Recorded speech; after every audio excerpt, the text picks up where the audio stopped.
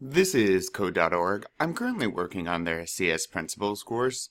I'm on Unit 3 Intro to Programming, Lesson 9 Looping and Random Numbers, Part 5. Code trace. In 1 to 2 sentences, explain what you think the following code does. Okay, so let's see what we have. Pin up. Interesting. So we're not going to be drawing lines if we're lifting the pin up. 4. And so this is our loop, right? And I is less than 100. So it's going to actually run 100 times since I starts at 0.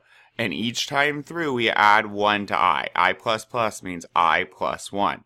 So the first time through we're at I equals 0, zoop, I equals 1, I equals 2, and it's going to keep going till we hit 100. Now, pin RGB, red, green, blue. Oh, so this is going to be a random, well, it's a random red color, a random green color, a random blue color.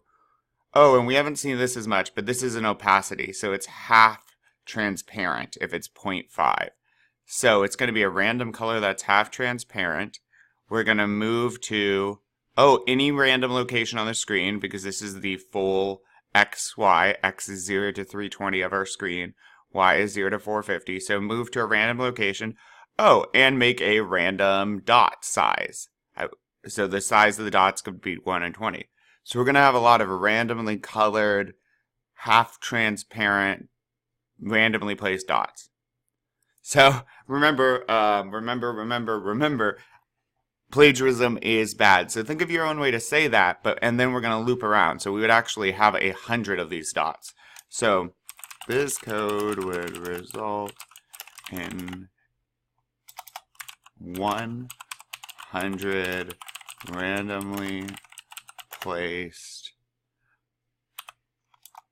dots of varying sizes and colors. And again, plagiarism is bad. You need to think of your own way to say this, but I am fairly certain that's what it will do, and I think we actually get to test this code out shortly. So awesome. Let's keep going.